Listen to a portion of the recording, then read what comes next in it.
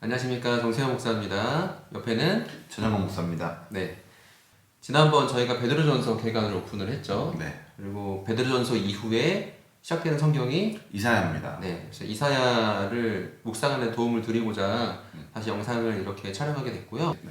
시대적인 간극이 있기 때문에 이제 이사야서를 제대로 이해하기 위해서 역사적인 배경을 좀 먼저 네. 알아야 되거든요.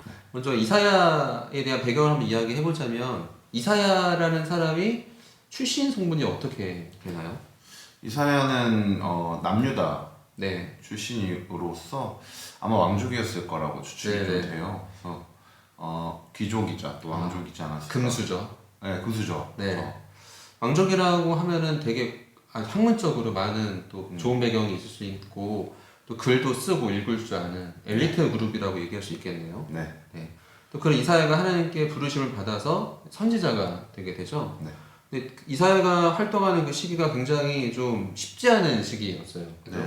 항상 이스라엘은 지리적인 위치상 어려움을 많이 겪었는데 네. 이 당시에도 이제 나라가 내적으로도 또만 네. 외적으로도 매우 어려웠던 시대였죠. 네네. 보면은 우리가 먼저 이사야가 활동하던 그 시대 남유다 북이스라엘의 주변에 좀 정세와 정황을 좀 알아야 되는데, 네. 그 주변에 좀 강대국들이 있었죠. 그렇죠. 이 당시에는 아수르라고 하는 네. 아시리아라고도 부르는 네네. 강대국이 있었는데 네.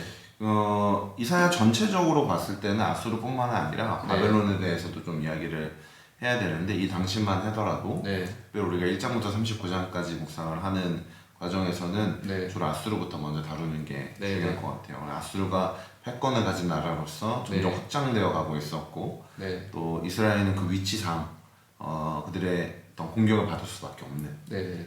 그런 위치에 있었던 거죠.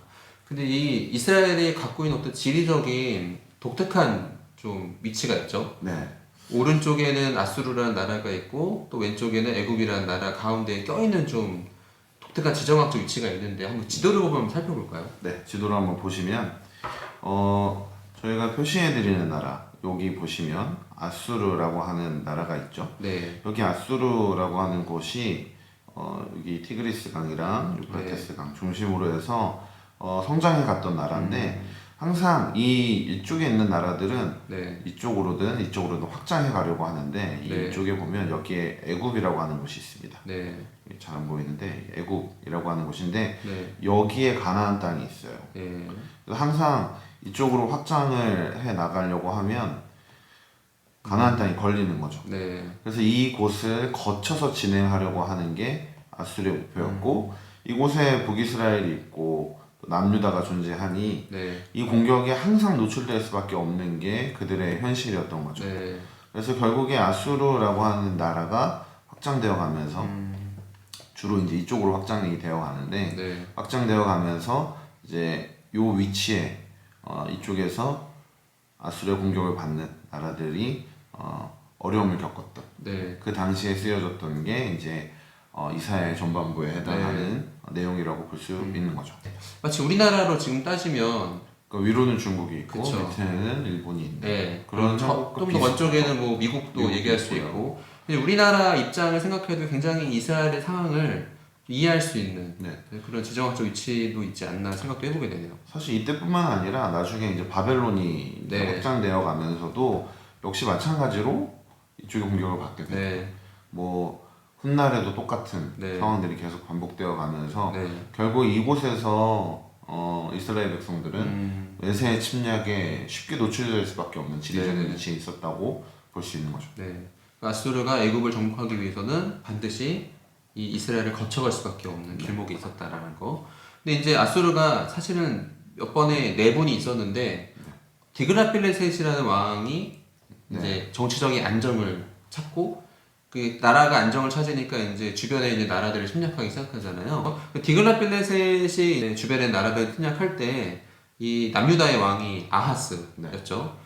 아하스가 어떤 상황 가운데 있었는지 한번 목사님 설명해 주시면 좋을 것 같아요. 이 당시에는 이스라엘이 한 나라가 아니죠. 북이스라엘과 네네. 남유다 이렇게 나눠져 있는데 네. 아수르의 침략이 이제 디글라필레셋 3세 때부터 이제 강력하게 시작이 되다 보니까 네. 북이스라엘은 이제 아람이랑 손을 잡고 네.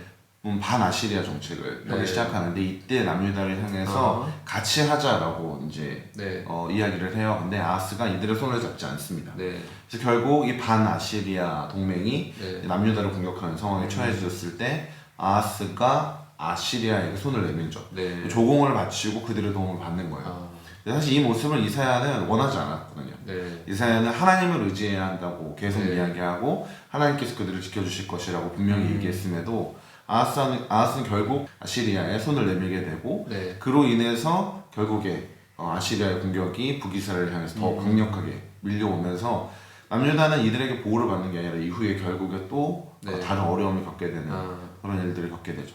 어찌 보면 아하스 입장에서 생각을 해보면 뭐 이제 북이스라엘하고 아람의 연합군에 손을 들어줘도 결국은 아수르의 공격을 받게 되고 또 아수르의 편을 들어줘도 이 아람하고 북이스라엘 연합군의 공격을 받게 되고 이 굉장히 쉽지 않은 사실 결정이었을 것 같은데 결국은 아시리아를 택한 거죠. 그러니까 결국 아하스가 선택한 건 뭐 자기 입장에서의 뭐 나름의 정치적인 선택일 수 있었겠지만 이사야의 입장에서 봤을 때 이때는 정치적인 선택에 함몰되는 게 아니라 네. 신앙적인 선택을 했어야 되는 타이밍에 결국 그의 어떤 모습 때문에 더 위험에 처하는 어쨌든 하나님은 아수르 편에 서는 걸 원치 않으셨다. 하나님 편에서 네. 하나님을 향해서 신실하게 마음을 지킬 것을 원하셨는데 네. 아스는 그렇게 하지 못했죠. 네. 그럼 디글랏벨레셋이 이제 쳐들어오죠. 그래서 어떻게 되나요? 결국 북이스라엘이 멸망하게 됩니다. 그 네. 디글렛벨레셋 때 다 끝나는 게 아니라 이후에 네. 뭐 살만에셀이나 다른 왕들에까지 네. 이어져 가는데 네. 결국 북이스라엘이 멸망하게 돼요. 네. 멸망이 된 다음에 이제 남은 게 남유다인 거죠. 네. 이렇게 정세가 변할 때 아하스의 뒤를 이었던 왕이 히스기야였는데 네. 아주 유명한 히스기야. 히스기야는 이제 안쪽으로 종교개혁을 단행하면서도 외부적으로는 아수르와 좀 네. 멀어지는 선택을 해요. 네.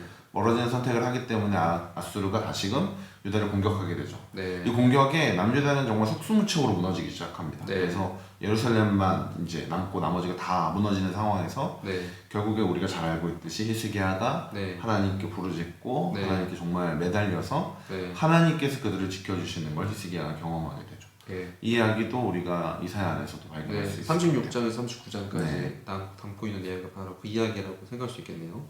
여기까지가 저희가 이제 배경에 대해서 한번 살펴봤고